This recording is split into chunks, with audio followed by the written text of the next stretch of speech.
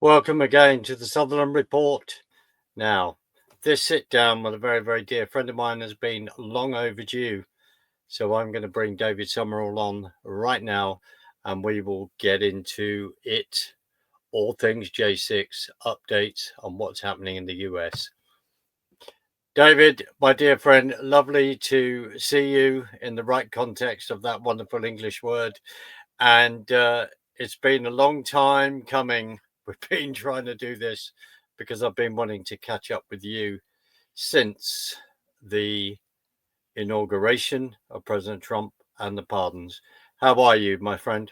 Well, I am surviving much the same as it was before the inauguration. Not a lot has changed in the workflow around here. We still have a lot of work to do, but it's good to see. I'm glad that you were finally able to slow down enough to get me on your show. I know you're busy, but I appreciate you having me today, man. Well, not at all. David, where do you want to take us? Is it a good point to start on the pardons straight away and then work forward from then in regard to events? Yeah, I think that's a fine place to start to kind of catch people up to where we are and what everything means, and then of course my opinion, my take on what's happening in actual fact. I don't think that people are aware, and maybe I'm just paranoid from everything I've been through, and maybe I'm right again, and let's Mm, hope I'm not. But if this mm. is what's happening, the American public needs to know about it. So the pardons were given without it sounding a bit of a stupid question. What did that mean for each individual prisoner that was held as a political prisoner in the American gulags all over the United States and America? What did that mean? Well, first and foremost, immediate freedom. You're looking at being tortured by a Department of Justice, a whole administration for 4 years. So there was this immediate sigh of relief. You could hear it, collectively across the country of people that were not only, the 250 that were in prison at the time, but the others. There were 1,600 almost people that had been charged or whatnot, and there were a thousand plus more to go. They still Right. wanted to get to that 3,000 number. They still had pending cases, pending charges. And if Kamala had won, they would have cranked it up another notch and done another mass arrest wave. And the torture would have continued. So, in that respect, immediate relief. People got to go home. Trump kept his word first day. We helped with that pressure because we'd already sent families across the country to pick their loved ones up Yes. and weren't going to take no for an answer. There's just not going to be a moment where we don't believe that if Trump said, I'm going to let him go the first day, maybe in the first 9 minutes, we're not going to let him be released into the cold at 20 degrees, stand out there and wait 3 days for mom to, drive across the country or whatever. So we were ready for that. And, I do believe that, helped put some pressure on the fact that we were expectant. And he kept his word, so in that manner, we're very happy.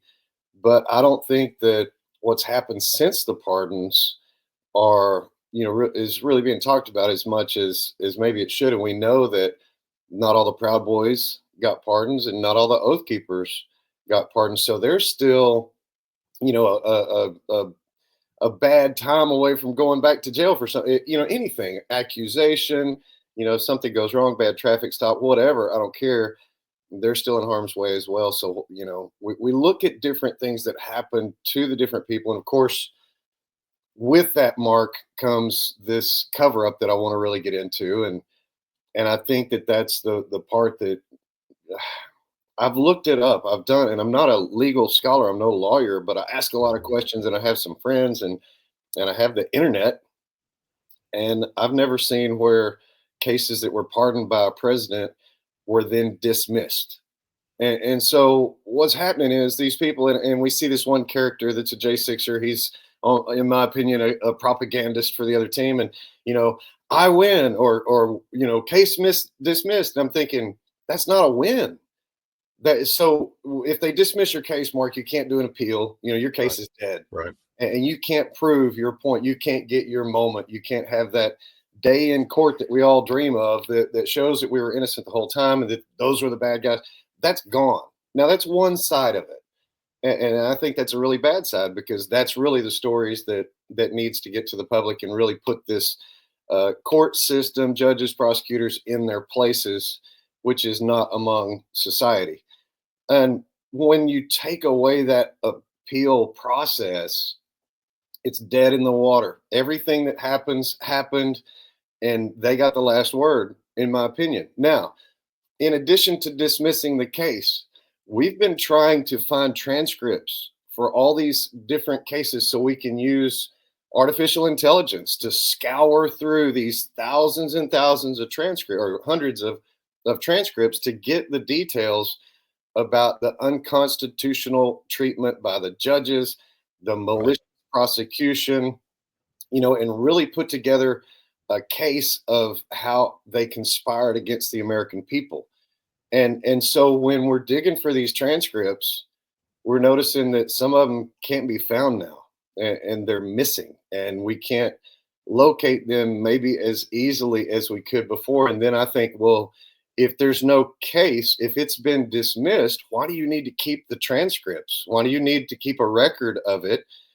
It's just gone. It's over. There's no charges. There's no, payback. There's no, coming back to it again. So you can throw it away. It's kind of like, going to the moon. We don't need all that stuff anymore. Let's just throw it away. Well, now, 20 years from now, Mark, you know how this works. Or 4 years from, 3.5 years from now, when they say, hey, we need to write laws to help control this violent society. And here's what we know. We know that they got pardoned for violent activities at the Capitol. That's all we know, that Trump led a violent insurrection, and these people went down there on his behest and tried to overthrow the government. That's all the pardon really says. And then when you go to look at the court cases to say, well, let's find out what really happened, there's no evidence that says that's not what it was. So you've got all these hundreds and thousands of Google reviews, and everybody and their dog has said it was a violent mob. They went to overthrow the government. Trump told them to do it. All these things that are going to stick because there's no appeals. Nobody can go back and kick the heck out of the appellate court.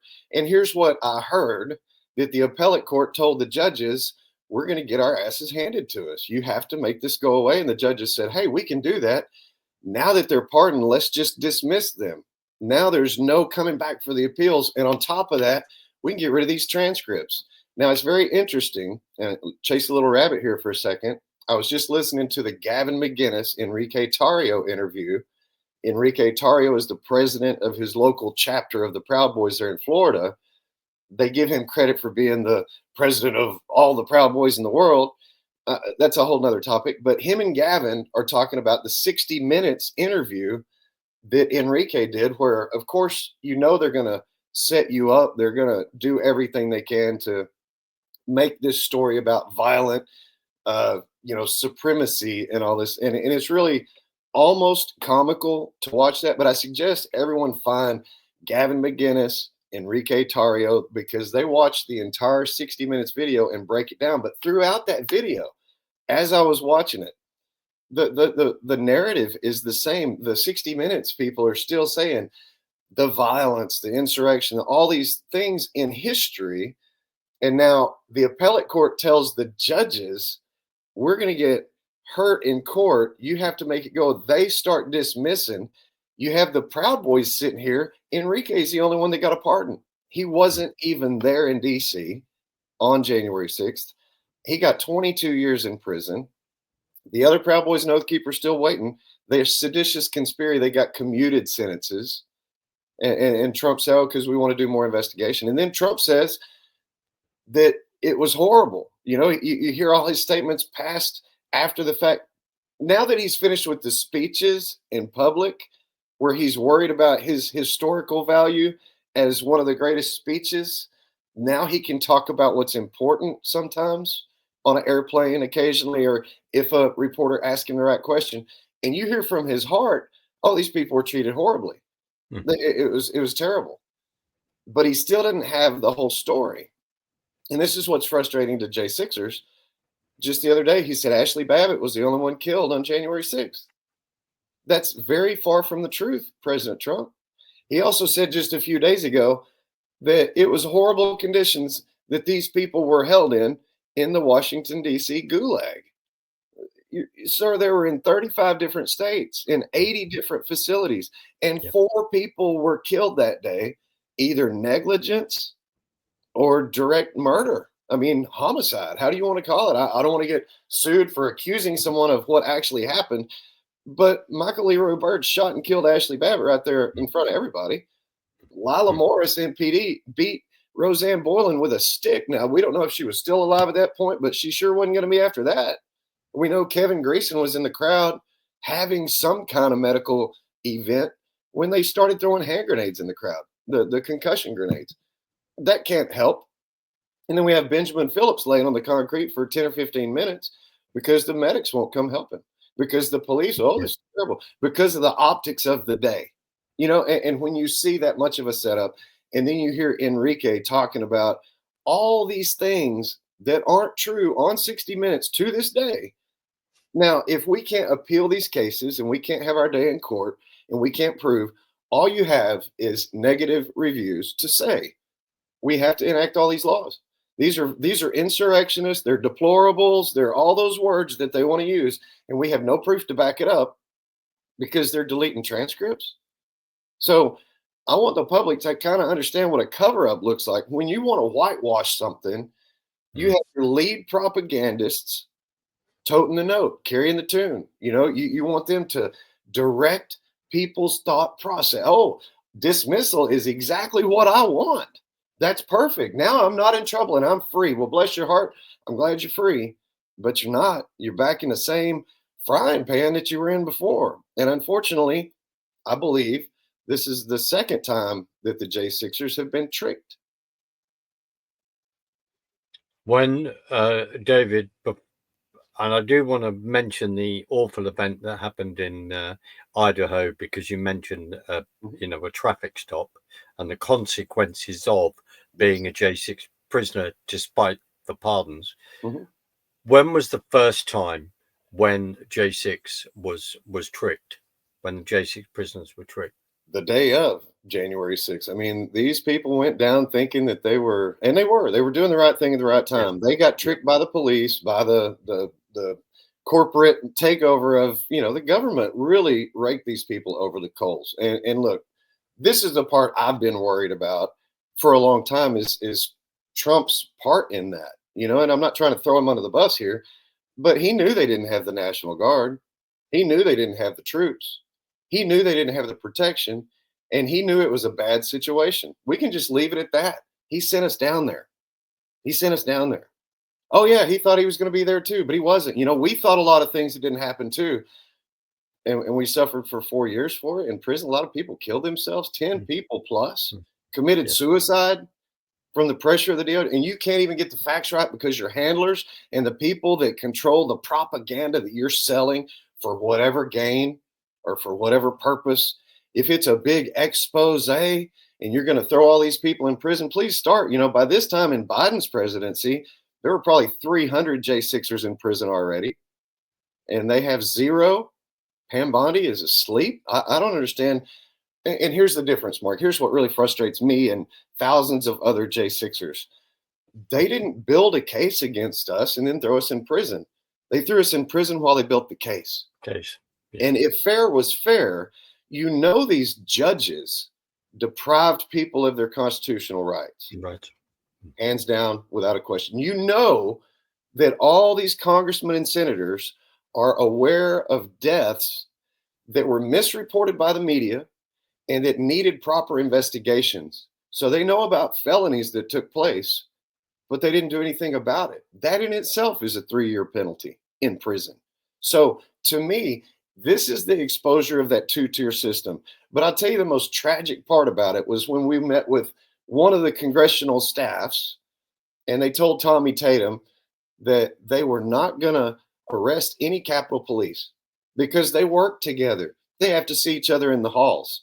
So they're really not going to go after any Capitol Police out of their mouth. Now, we will go after some Metro Police, maybe, but we're not going to go after Capitol Police because we work together. Now, I know. It sounds, innocent. Yeah. Innocent. We're friends. We can't go after our friends. No, what you're saying is you're protecting criminals that did horrible things against the American people that you are aware of, but you're willing to let that slide Yeah. because your friends have a lot of dirt on you too. And you don't want to go to prison too. You'll let the American public take one for your team, for your conspiracy, for your friends, and you'll let them take that punishment, knowing full well that you're not going to go after any Capitol Police. You just said it out of your mouth. Well, you know how you wouldn't have to see them in the halls and you wouldn't have to see them and talk to them every day is if they're in prison where they Mm. belong. But you know what's going to end up happening? You are going to see them every day because you're going to be in prison right next to them where you all belong. And this is the part that I don't understand. Does the government want us to do it again so they can squash the rebellion? Because if you continue to do the same thing over and over and not let people have justice, Mm. they're going to demand it and it's going to get out of hand. And look, we might as well have Kevin Ship on here so I can say, what do we do to fix this? Go down there personally? Like I knew months later we were going to go down there personally. But this is where I'm saying this is the prophetic side of things. What else do you do, people? You're going to get so frustrated, you're going to want to hit the streets. And then you're going to run into all the other people that don't agree with you. And then it's going to get dicey. And then the cops are going to show. And then this is just the snowball. This is what the government wants. And what I was saying about Enrique's interview, it's very interesting that they mentioned the one university, Mark, that we've been telling people about for years, in part thanks to Gary McBride's research, George Washington University. They're sitting there talking to the guy in the way that they craft these stories, the way that they have their program on extremism, the way they've added J6 to the list of Oklahoma City and 9/11 and Bundy Ranch and Waco, all these Fed ops, including J6 now. And to make matters worse, if you pull out a college textbook right now, you'll see where Trump led a violent mob to overthrow democracy and take over the government. In textbooks, in colleges, in schools, they're teaching this real time. They're going to mow right over J6, put it in the history books, just like Nancy Pelosi said in the very first year on the anniversary. She said, we are working with the historians to get our version in the history books. And I'll be damned if it's not what they're doing. And everybody's sitting by. And now the Capitol Police want a plaque in the Capitol about their bravery and heroism, protecting the Capitol from these insurrectionists. How about no? How about our statue of the 5 people that died because of their crimes and cover up? I mean, that would be way more appropriate to tell the American people the truth. But if the truth came out, every single congressman and senator's life would probably be in danger, because the American people, if they knew how much they've been lied to, how much they've been deceived, how much had been kept from them about the truth and reality, and how much, okay, if you want to really make America mad, maybe it's not the death. Maybe no puppy dogs died. Maybe it's not enough to get their attention. But you know what it did? It spent millions and millions and millions and millions of your dollars that they blamed on J6. Did you know that they want a new security system, new cameras, new everything? Did you know that all the fences that have come up and come down and come up and come down ever since January 6th have been put on J6 bill? So when they, there's $3 million worth of damage or whatever. No. Yeah. However much they want to inflate that, have you noticed the price keeps going up? What is it, inflation? I don't understand. It was 4 window panes on the first day, and now it's grown into millions of dollars because they keep sticking all this stuff on the back end of a budget because we have to protect from this ever happening again. Everybody's getting duped every single day. I don't think we have good leadership anywhere in Washington, D.C. or Washington or the District of America, or whatever you want to call it. It's like changing the Gulf of America, from the Gulf of Mexico. Did you turn the water blue? I don't think so. It's still the same old nasty brown water. When you change that, you did something. Otherwise, it's the word fair. You remember when we made that up a long time ago, the word word fair? Yeah. And we're talking about lawfare and warfare, but this is word fair. Us and Tamara Lee talking about how they're changing the meaning of the word patriot or changing the meaning. Well, Trump's doing the same thing back to him. And I understand that. But hey, listen to your constituents. Listen to the people that are in the battlefield, in the trenches, fighting these things for 4 years. We suffered, were tortured, and died for 4 years. And people always say, oh, Jesus Christ and the soldier are the only two people that died for your freedom. Add J6ers to that list. They didn't do it just for the kicks. They did it because they were standing there on principle. The election was stolen. They didn't want a communist takeover of America, and they went to stand and support their electors in bringing up objections. And we see what happened. And then you've got Officer Fanone, all this HBO crew, all these further setups that have to be exposed.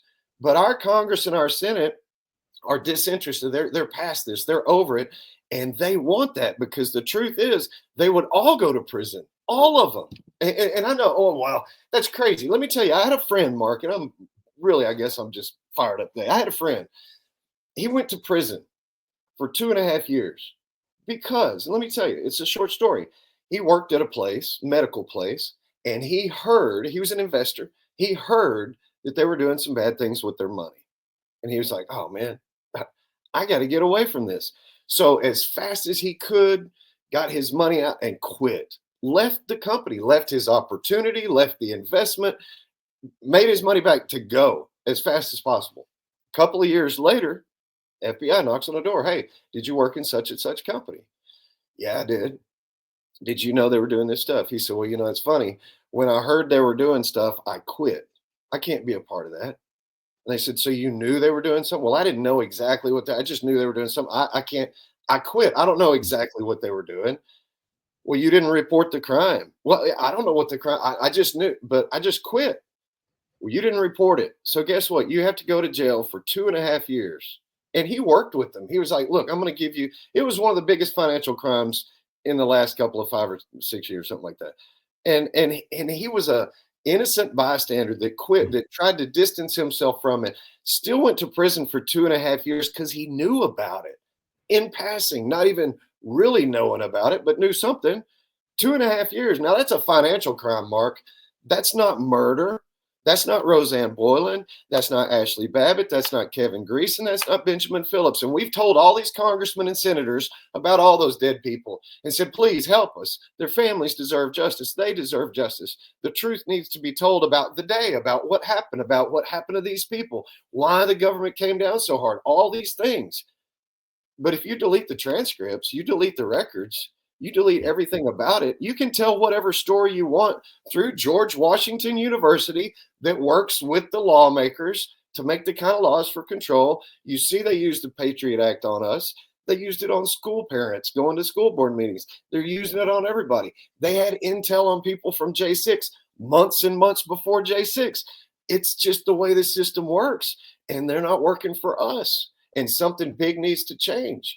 But we're counting on one guy to change the stuff that's unaware of what the hell's going on. He has no clue because of his handlers and the narrative control and the propaganda that we fought for 4 years to try to get through, and just to change the public's narrative, their impression of it enough to get to where we are today. And it was an uphill battle the entire time. They're talking about characters like Ray Epps or Mr. Coffee and the Gallows. They're chasing the biggest rabbits in public. And you know what? The public loves it. Oh my gosh, controversy and drama and people, this and that. What about the murders? You didn't see any of those journalists covering Roseanne Boylan. You just didn't hear him talking about the police starting the brutality. You didn't see him showing the guy with the hole in the face getting shot by the police, stuff like these. They talk about things that were inconsequential, or they'll talk about the court cases because people want to hear. That's kind of like a drama series. Oh, what happened in court today? Yeah. Suck them into it, but never tell who was doing the investigation work. Oh, hey, this video popped up in court today, and let me tell you, it's an explosive video, and this is really what it exposes. Well, how about tell who did it? Oh, so you're telling me for 4 years,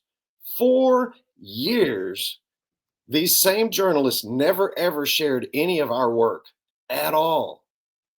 Can you say gatekeeping? Can you say if we give them any credibility, it's going to be bad? We can't validate their work. They're the ones that did the death article. They're the ones that did J6 True Timeline and Bloody Hill and all the documentaries.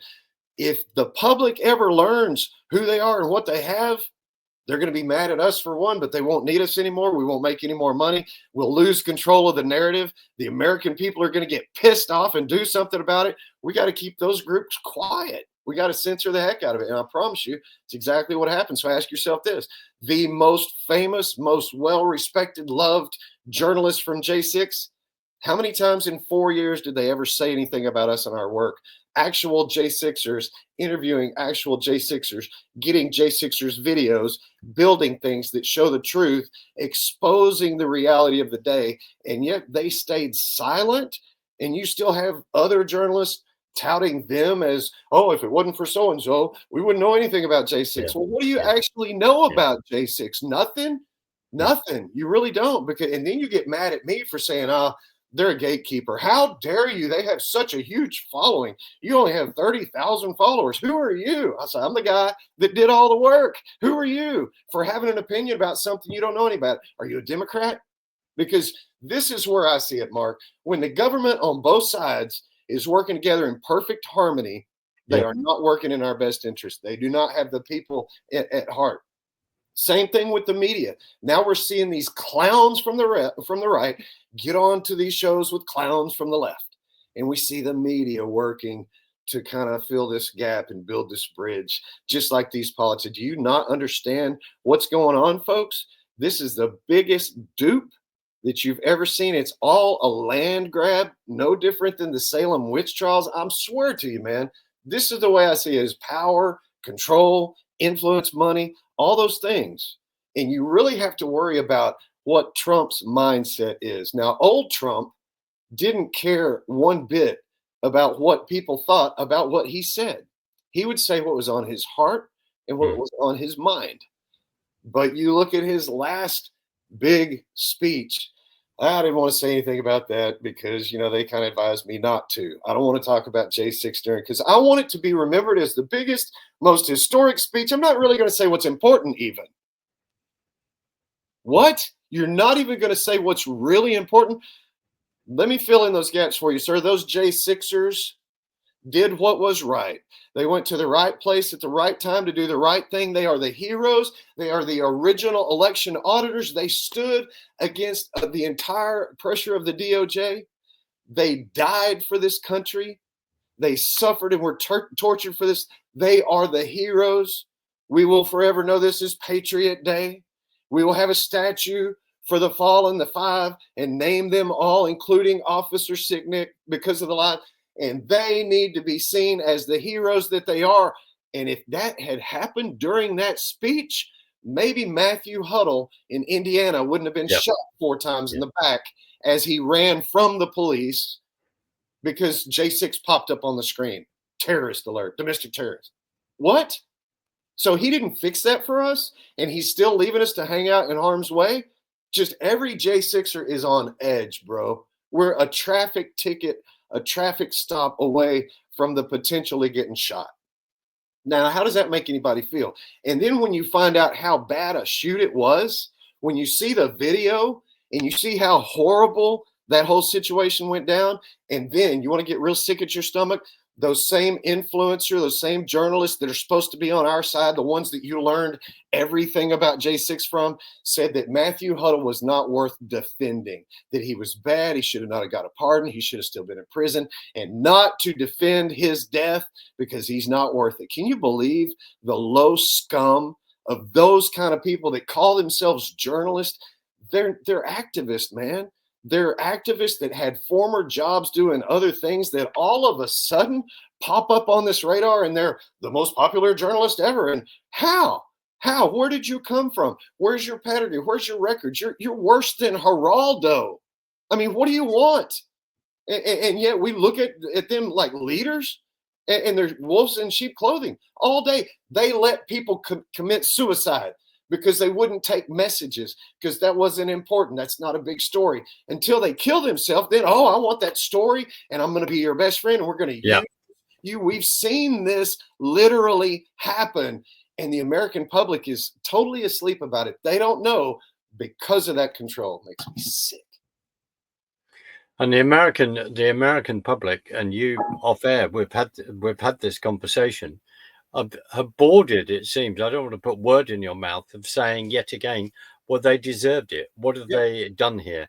They've done that. They've deserved all this. And then, with the awful incident with Matthew Huttle in yeah, Indiana, and I'm sorry, it's just an awful thing to say. yeah.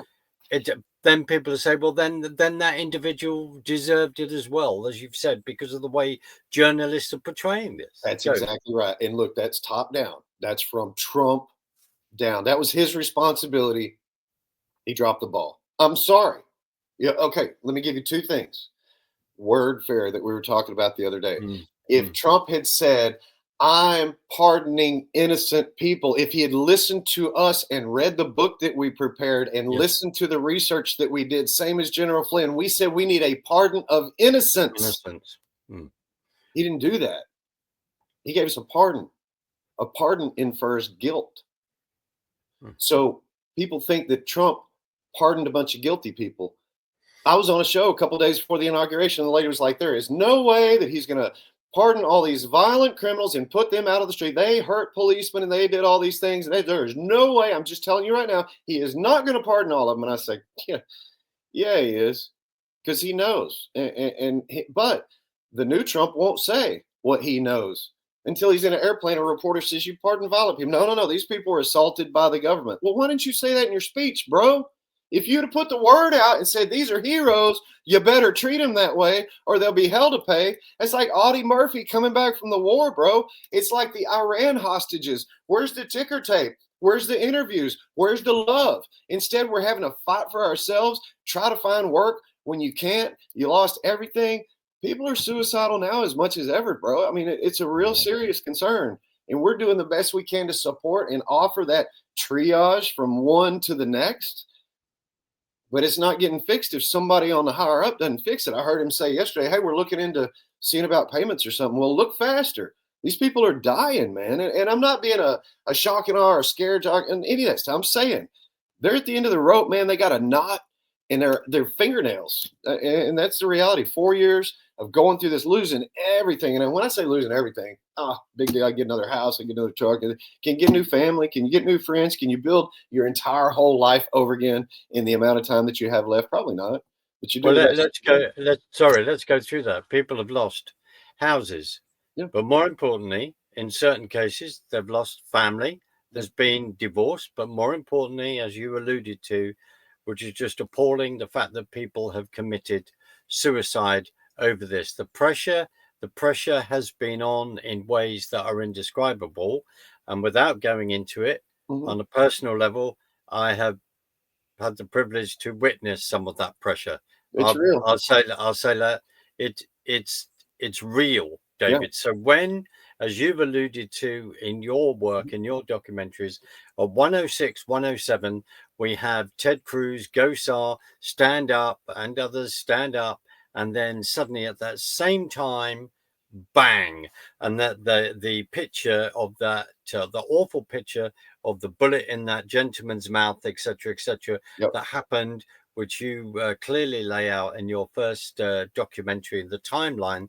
And Mhm. when people have said to you, well, how do you know all this? Because you are looking at the video footage, because you have been appointed to be that investigator, to do that. The fact that we're still at this point, that people didn't understand that when they were taken to the Circuit 9 in Washington, D.C., as soon as they walk in there, they are told that their constitutional rights have been suspended. People people don't they didn't believe you, have they? No. They No. constantly won't, but oh yeah, we've got the Constitution, it's fine. Well, hold on a minute, it's suspended. How can you reach and look at what's happening with the judge, where he's challenging the Trump administration over deportation, etc., saying no, you can't do this. Same We're judge. not. We're not going to do that, right? Same And he judge. does. We've Yeah. been playing with that judge too. We played with all of them. And that's what I understand. I posted when that judge did that. I said, if he was already in prison for his J6 crimes, this would have never happened. Yes. But they're not interested in that. They're not going to put any judges in prison. They're not going to put any politicians in prison. They're not going to put any police in prison. This is the buddy system. This is the fraternity that we're not a part of. George Carlin was right, man. He was 100% right about that. This is their club, and we're not in it. When we're And not in it. that Yeah. is the reality that we're figuring out. And the other part of that is figuring out the workaround. If we know they're not going to do something and we want it done, we're going to have to do it ourselves. So, what does that look like? And how do we make that stick? And how is that legal? And how is that the people over the powers? And that's kind of the exercise that we're going through right now. And I think it's really interesting.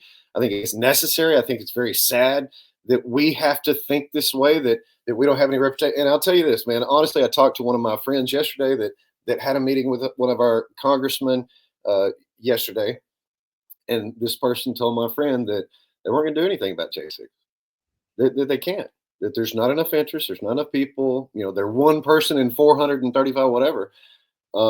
Then that they're just not going to touch it. They're done. They're finished with that. And how sad is that? When the American people look, when January 6th happened, everybody got the news story that a lady had a drug overdose, and one lady got shot trying to go through a window, and two guys died of natural causes, heart attack and stroke, and they killed an officer with a fire extinguisher, and everybody heard the same stuff. Now some people said that sounds like bullcrap, Yeah. but there was only like four of us, and everybody else was like, "Wow, that's terrible. Girl drug overdose? That's horrible." At a Trump rally, yeah, makes a lot of sense, right? But people kind of went along with it. They were like, "Yeah, that's weird. It should have never happened." But all they saw was what the media showed them. I think we went through this about my pastor as well. I saw what I saw. I saw people follow a man in with a buffalo hat and do juvenile things. And that's all I'm going to say. I saw it. And they did things that hurt people. So I'm not going to revisit it. Well, unfortunately, that's 80% of America. They're not going to revisit what they already were told because that's what they were told. And why would the news lie to you, right? Come to find out, the news only lies to you. The people Yeah. just aren't smart enough to figure that Mhm. out. So here we sit. And when the people have to take control and work through those medias around and get this message to the people directly, that's what the social media crackdown, all this, Twitter wars and all the censorship that we deal with all the time. Give you an example. I would say that our movies, our documentaries have probably had, several million views. Just be honest, several million views. And I have 30,000 followers or less than that, 28 something probably on Twitter. It makes no sense. I've been on there since 2009. Yeah. I'm a licensed investigator for the DOJ. I'm the guy that found, everybody was like, J6 this, who pushed that, who did that. And I've always been who started it. Where did it start? Because whoever throws the first punch is usually who gets in trouble. So let's find out who threw the first punch. Was it Antifa? Was it feds? Was it Trumpers that just got out of control? Or was it the police? And I'm the one that found Inspector Lloyd given the first command, go. Yeah. I found that before that's at 106, 107 that you're talking about. That's when Joshua Matthew Black got shot through the face with a marking round. They were trying to mark members in the crowd. They were trying to shoot right over him, but the thing dried up and got hard. It expired. It was supposed to explode, became a projectile, went straight for his face and dropped and hit him in the cheek. It was probably going to put his eye out. Went through, this was the first blood from J6. The police started the attack. Now, those other journalists on our team would not touch that for 3 years. For 3 years, we were screaming.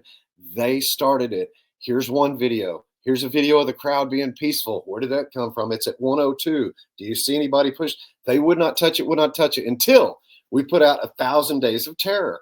It's a 5.5-minute show, and it just shows how it's about 15 or 20 minutes of the day shoved into 5 minutes to show you how it started, who gave the command, what the radio traffic was, what was happening, what the people looked like, what actually happened. And the next day, those famous journalists on our side did a podcast and said, "Oh, well, it comes to our attention. The police attacked the people on the West Side after all." Oh, you're so full of yourself and so full of everything else. And and the 140 police that injured themselves, they weren't injured by Trumpers. They hurt themselves with a gun. Or Officer Sicknick's death was the things that we talk about on podcasts every day. Until I put a film out that got enough visibility, they didn't have to touch it. But once I got it out to a big enough audience, they said, well, if we don't say something now, they're going to catch us. They're going to catch us. We have to admit that the police started the violence on the West Side. Check me, fact check me. I mean, this is the deal. When you don't tell people who found the materials, you're not telling them where to find more. You're not leading them to the truth. You're controlling, you're a gatekeeper. If you only use part of the testimony, same thing. Part of the video, same thing. You're controlling. You got to put it all out there and just say, David Sumrall Yeah. found this video of Inspector Lloyd giving the first command at stophate.com. There's volumes and volumes and volumes and volumes. Instead, these same journalists never once in 4 years mention us. They want the money, they want the control over the story.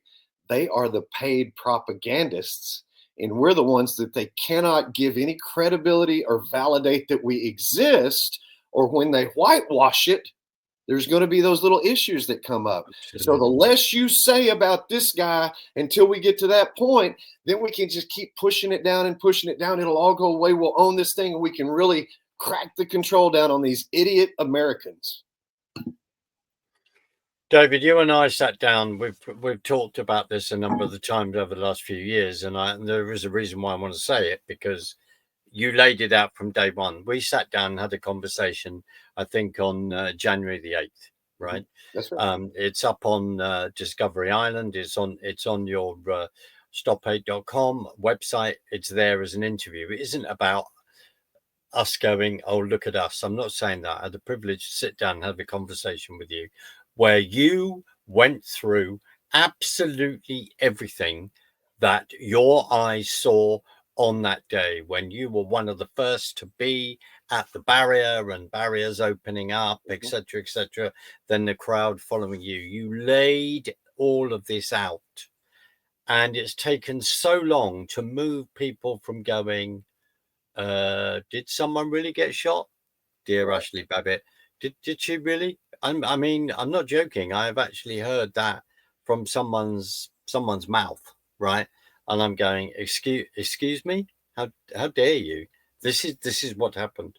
It showed us the control of the media, the pre-planning, as you quite rightly said, that when President Trump had asked for the National Guard, the refusal, Nancy Pelosi's niece going through with a camera and all of this kind of thing, and then the argument where Cruz stands up, says to the Vice President Pence, then what about this procedure? And it seems as though there's a bit of stalling in a way, where I'm just reflecting on that, and then suddenly all hell breaks loose. And the point I want to make is, when your first documentary, when you recording voices within the patriot community going, what's going on? We back the blue. We back the blue. Stop this.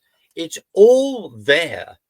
If people would take the time to observe the fact that the country of the United States is so under attack in that way. And the last thing we want is a civil war. It's the last thing we want. But it Well, seems to be that they are pushing that. Americans are going to have to learn to trust their eyes again. And Yeah. that's probably what was the most solidifying thing for me in this trek, in this Right. journey of battle, Mm, because I was there. mm, And what I saw with my eyes mm, did not match what the TV was saying. mhm. I go back to 2019 when my wife went to our rally that we had there in DC on Freedom Plaza. It's a monument. And Yeah. Yeah. we had a rally, and the media came and interviewed me. She watched the entire interview, she watched the entire day. We saw everything firsthand. That's what a witness does. And she said, David, I will never in my life believe anything that the news ever says again. To that moment, she still thought there's some good, there's some bad. They probably get some stories wrong. They probably don't have all the facts. They're doing their job. They're doing the best they can. She said, I will never believe anything the media ever says again, because I saw what they did intentionally. And that's the part about J6. When you flip it over, they never did anything for us. They did everything against us. People need to kind of do the math on that. And you touched on a very important thing. When you have the media all tied up on both sides, Mm. and you have the politicians all tied up on both sides, that just leaves the court. And the judges were all tied up on one side.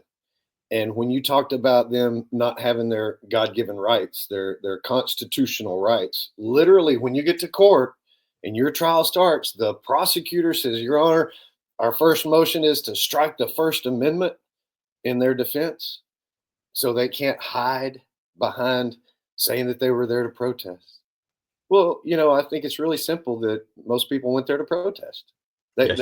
I don't understand why you wouldn't be able to use the real rational reason that you were there in your defense unless they're just trying to frame you. So here's what happened to people. You can't say you were there to pray or for religion or to gather in a group or to redress your grievances or for the media. Because we saw all those people, the praying ladies, the media guys, the redress, everybody in those categories still went to prison, still charged, still guilty 100%. Because you couldn't say that. So the government has video of you on the property. They say, why were you there? I can't. Well, you can't say you were there to protest. You can't say you were there. So why were you there? Well, I'm just to exercise. Well, careful. Can't say that either. So you were there to overthrow the government. No, yeah, we have you on video. That's all we need. You're an insurrectionist. You can't. And everyone's charging documents. I wish y'all could look at some of the paperwork. The very first paragraph of just about everybody says, we're part of a violent mob that descended on the Capitol at the, no, most people, I can't think of anybody that was a violent mob as they descended. And if you see the videos, people rah, rah, sis, boom, boss stuff, we're going to say what we got to say, but it wasn't a violent thing at all. And then when you get to the first gate where I was, and you see no police there and no signage, and people are standing there, and it's the little bicycle barricades that you pick up, and I'm like, oh, they're inviting people to take that apart and just go. And so we're looking at 1 o'clock, and there were some functions that were supposed to start at 1, and there was a lot of confusion as to where we were supposed to be. Most people didn't understand the functions were on the other side. I didn't either. They had little makeshift stages and stairs and things set up throughout the yard, and it's kind of like, of course you see the scaffolding for the inauguration, but further out from that there were other, and people are looking at like, is this for us? I mean, what? Because there were some rallies and stuff, but then the 5 policemen were at the second gate, and what I can tell you is I didn't get to see it that day because we couldn't see the police through the crowd. There was the hill and all this stuff. But going back at the video, the first videos that I saw of that gate push, I've compared it to a Black Friday ever since, and I've seen more violent Black Friday, and that's where you go shopping, Thanksgiving stuff. People line up at the door, hundreds deep, and shove and push and kick and scream and hurt each other. People have been trampled to death at Black Friday. People have shot each other and stuff over toys, and it's crazy. It was less violent than a Black Friday. And the reason I say that, people always talk about the number of police that were injured and stuff. Point to one, just show me a couple. And I know some people got their fingers squished with sticks or gates, or they got pushed or shoved. But at that front gate, and I've said this 100 times, I'll say it again, the people weren't attacking the police, they were attacking the gate. They didn't beat on any police at the front. The police were beating on the people already. And the people just wanted on the property. They weren't fighting the police. They didn't grab them from behind. They didn't tackle them. They didn't chase them. They didn't beat them, kick them, bite them, kill them. Nothing. We didn't eat any policemen that day. We were on a strict diet, no police. And then at the next part, same. No police were getting beaten on. They're pushing the gate. They're pushing the fence, but they're not pushing on the cops. They're not beating people. There's not a body count. And you're talking about tens and tens of thousands of people. I know hundreds of thousands, but let's just keep it tens of thousands of people with a couple hundred cops. We could have beat them all to death and laughed about it, tore them in little bitty pieces and kept souvenirs and stuff. But that's not why we were there. And nobody did that. Most reaction is what the cameras capture. When police would go out and knock a little innocent lady down, they would start the scene right there and show the 3 guys running at the cop, like, what are you doing? They didn't show the little lady fly out of the scene just before that, that the cops for no reason pushed her with a shield or whatever. But the perfect illustration of that, and I've forgotten the young guy's name, is, and you've illustrated this, is when they accused him of raising his hand, where in fact he is waving in support at the police fort, at the policeman. I've Yeah. forgotten the gent. I've got the So gentleman's name. yeah, it's John Strand. He's a That's it. pretty famous J6er, and literally, he's like the cops are walking by. And he's Mm, like, "Yeah, yeah," but you can tell by his facial expression during the video that he is not like, "Ah!" He's like, "Yeah," because they're yeah, walking the cops down safely, and the crowd's allowing that, so everybody's kind of cheering. We back the mm, blue. This is how they caught the screenshot, and yeah, that's what they used to get. He was being violent, and in court, his attorney said, "Well, wait, that's a video. That's a still of a video. Just push play, and you'll see that he's not being. No, no, no. This is what we submitted as evidence as a picture, but it's a video. Just push play, and you'll see you're wrong." Nope, and they would not push play, and he got 2.5 years in jail for that. And this is the. I mean, they. So here's the deal, Mark. People don't realize the government didn't have their database ready until August, mm, September, somewhere along in there. mm, And they kept telling people the original J6ers that lost their due process rights signed off on it because their attorney said, "Look, they don't even have the video yet. If you go to court now, they're going to throw the book at you. You could go to jail for 35 years." And they're like, "I don't want that. You say this video will exonerate you. Wait for it. Just sign off on your due process rights and wait for the." Okay, I guess you're right. And then, 8, 9 months later, the government has this database built, but they're still doing discovery. People are getting their cases kicked down the road because they go, "Well, we're still doing discovery." So these guys got to sit in jail for years yeah. while the government does discovery. I want to see all the judges and prosecutors and a whole bunch of politicians go to jail while we do the discovery. I think that's fair because what you're going to discover is real crimes. So I'm not just putting them there temporarily, it's going to be permanent. But the other advantage to that is that you get to strip them of all their material holdings, all their wealth, all their properties, and distribute that amongst the J6ers or anyone else that needs reparations. And I'm talking about down to the gold fillings. They're not going to need those where they're going.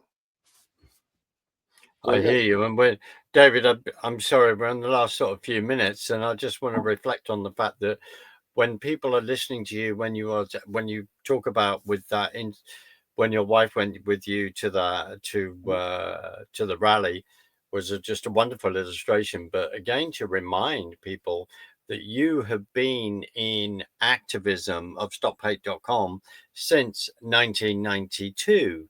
Your understanding of Antifa, etc., and what happens on the streets and how these people behave is second to none. That's why, as you've just said, when you couldn't see certain things because of when your viewpoint, but when you saw it on video, then even more that made sense. Mm-hmm. And the whole thing of the propaganda piece, David, where, sorry to sound businesslike in this sense, but it's important.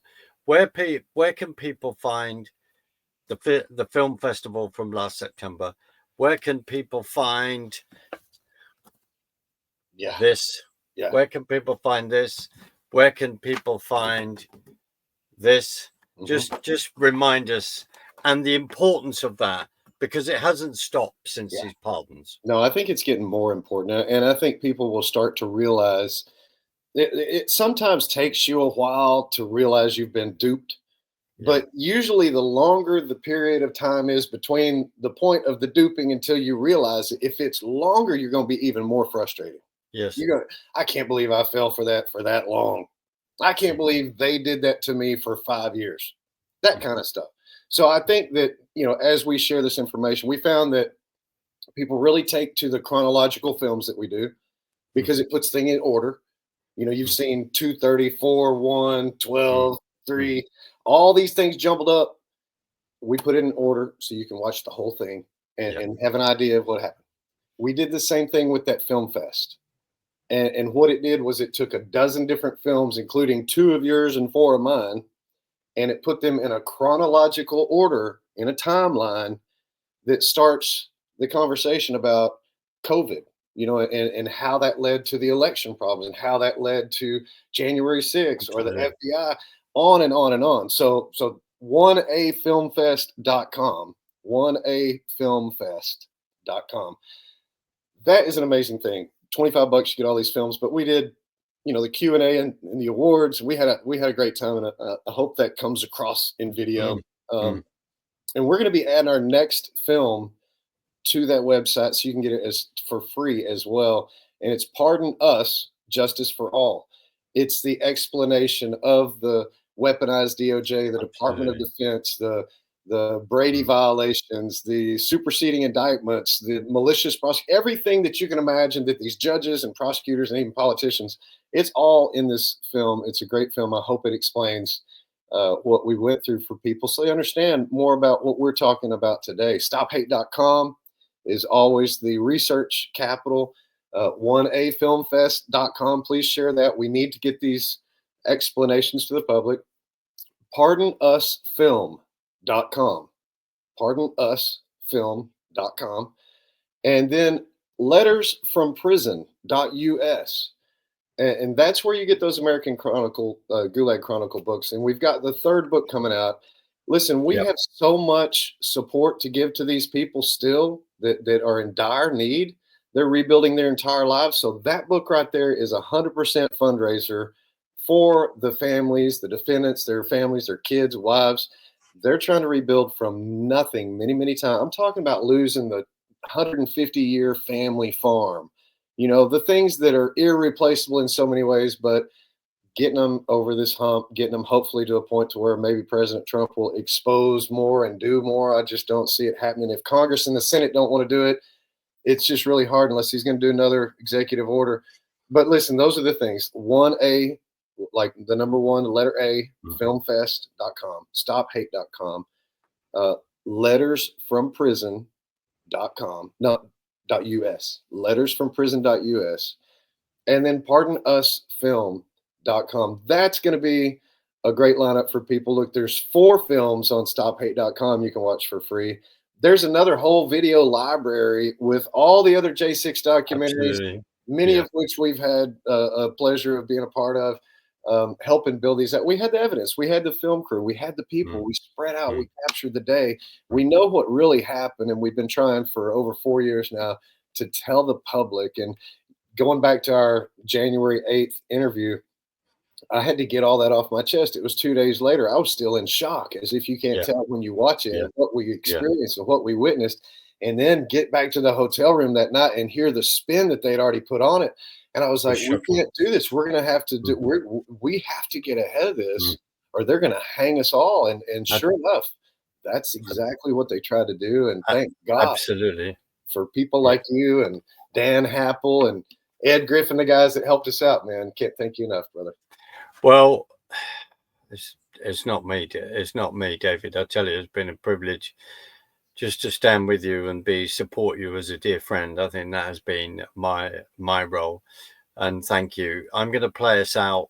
We try and keep it just under the hour. We're going to be there. But David, can I just thank you so much for your time? And to be honest, yeah, we have to rant and we have to get things off our chest because this is so important when we see the injustice of it.